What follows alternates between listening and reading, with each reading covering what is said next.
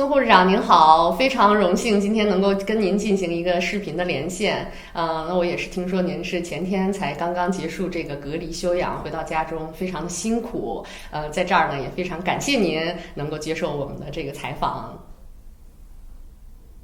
主持人您好，您好，特别荣幸来到我们的节目前跟大家分享我这65天的经历，谢谢给我这个机会也谢谢您。那么今天呢，我们其实主要也就是想谈一谈，您在武汉在一线，通过治疗病患呢，在这个病毒防疫方面所积累的一些经验，然后也是希望您能跟我们的阿富汗朋友们一起分享一下您在前方的一些故事和经历。首先呢，就请您为我们简单的介绍一下您大概是什么时候去到的武汉，在武汉的哪里，哪所医院工作，然后大概从事什么样的主要负责什么样的工作，就是这样的情况。首先，请您简要的介绍一下。我呢是作为北京市市属医院援鄂医疗队的队员，然后在今年1月27号的时候，我们下午进行了集结，然后在1月28号凌晨的时候抵达了武汉市。然后在我们一共由12家的市属医院，然后138名医疗队员组成的这支医疗队，我们总共在武汉工作了65天。当时我们工作地点呢是华中科技大学附属协和医院的西院区。当时我们一共有承接了150张床位。在历时65天，一共接收了345名病患，其中危重症的患者呢占到了重症患者占到了219例，危重症患者呢占到了84例左右。为期工作65天，在今年3月31号的时候，我们完成了相应的工作，进行了撤离，回到了北京。那么现在呢，在阿富汗，其实这个疫情也是在一个爆发的阶段当中。目前可能官方统计的数据已经有700多例确诊病例了。现在呢，阿富汗的这个医护人员在他们在前方治疗的这个过程当中，也是面临着一些医疗物资短缺啊这样的困难啊。我们就想请教您，就是说在一线医护人员在治疗病患的同时，如何做好自我的防护，保护好自己，才能为更多的病患提供更好的治疗服务？在这方面，您有什么样的经验来跟我们分享吗？或者是您的建议是什么？其实我首先要表达我对阿富汗所有医务人员们心中的敬意。我们知道，面对这次重大疫情，很多医务人员都是抛家舍业，不求报酬，不计生死的进入了临床一线。同样，还要面对这种疫情下防护物资紧缺的情况。我相信，当我在到达武汉的时候，我也是充满了恐惧。一个是对疫情未知，另外一个就是对物资的焦虑。但是，最后看下来啊，目前为止，北京医疗队是没有任何一例感染的发生的院内感染。这个和我们做好了相应的感控，我觉得是很重要的。我给大家几点合理的建议，因为我不太清楚阿富汗到底它的气温是如何的，所以我建议在条件允许的情况下，一定要保持室内空气的通风。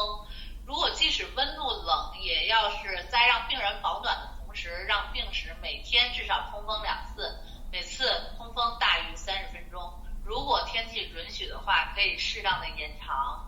另外一个，这样可以有效的避免由于房间的密闭造成这种病毒浓度的上升，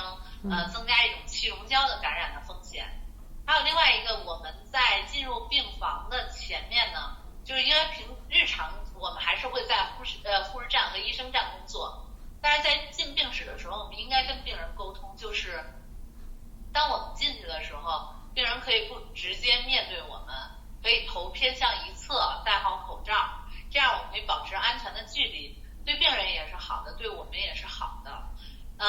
还有就是日常的对物表的一个消毒，一个是病史，另外一个就是门的把手。因为我们知道最常接触的就是你不停进进出出的就是这种门把手，所以要用含氯的消毒剂或者75%以上的酒精进行擦拭，而不是喷洒啊。还有就是如果我们忙完一天工作以后，就忙完污染区的工作，进入清洁区要立刻进行洗澡，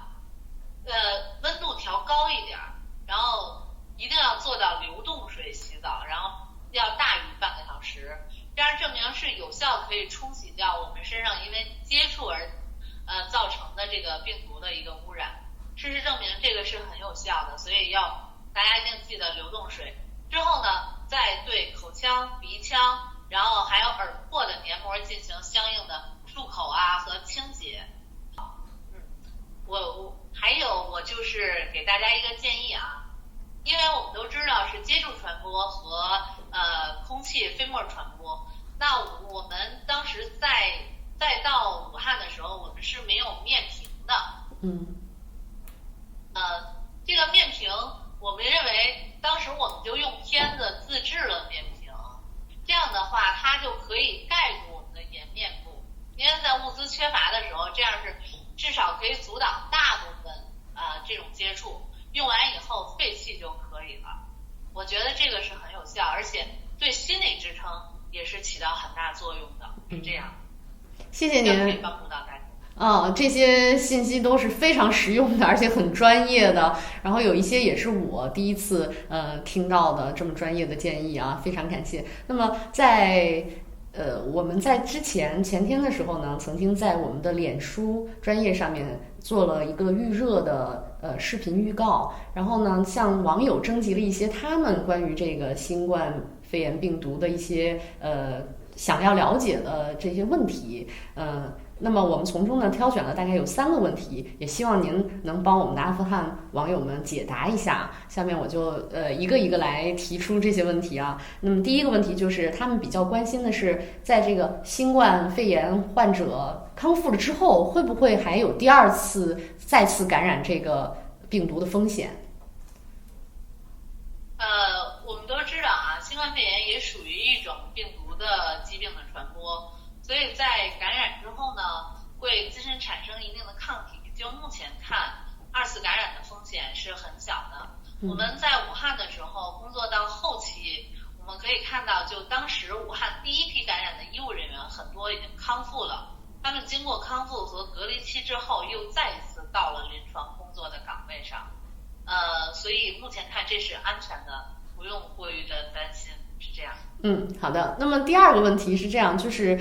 在阿富汗呢，其实它的很多的家庭都是成员很多的，可能有10几个家庭成员或20多个家庭成员居住在一起，共同生活这样的一个情况。那么如果在这个家庭当中有1位成员可能不幸确诊感染了这个新冠病毒肺炎的话，但是又就是说，像这种情况下，他们应该如何进行一个防护？就其他的家人如何来自我保护？能够避免这个病毒在家庭成员之间的更大范围的这样的一个传播。我认为啊，就是居家隔离，它的效果不是很好的，因为在武汉最早期的时候也主张的是让病人居家隔离。但是由于消毒的措施不到位，往往引起了家庭整个的聚集性发病。如果条件允许的话，我还是建议让生病的人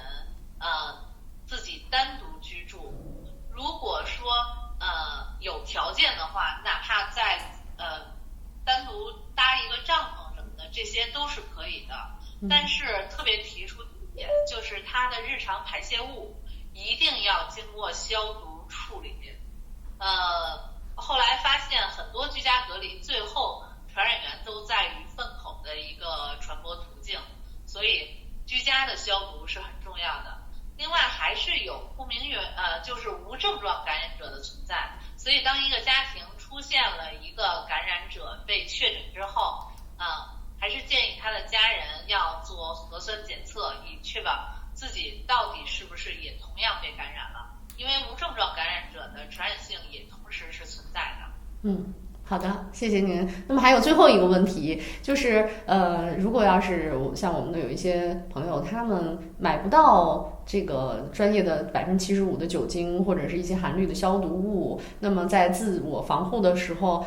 比如说他们就关心，那我如果用蒸汽熏蒸口鼻，或者是用盐水漱口，是不是也可以达到一个防疫病毒的这样的一个效果呢？其实目前看，病毒是对紫外线和热很敏感的。当热度大于56度，持续半个小时之后，这个病毒就会被灭活了。我们可以看到75%的酒精、含氯消毒剂，然后过氧乙酸，均可以做到有效的对病毒灭活。但是单纯的用盐水漱口清理口鼻腔，是无效的。所以我觉得，如果真正我们什么都没有了的情况下，流动水，偏温度稍微高一些的流动水，持续的冲洗，是可以有效降低病毒的在身体里的沉积量，这样可以减少我们感染的风险。还是说建议大家每一次外出还是保持有效的与人距离，不要去人多的地方。然后在家的话，每次从归家之后，一定首先第一件事要洗手，洗完手以后就进行洗澡，然后不要到密集的地方，比如说像电梯间啊，然后人多的这种公共交通设施，这些还是远离一些。这是我的建议。好，非常感谢。那我们今天的连线到这儿就结束了，也再次感谢您，为我们分享了这么宝贵的经验和精彩的故事。谢谢，拜拜。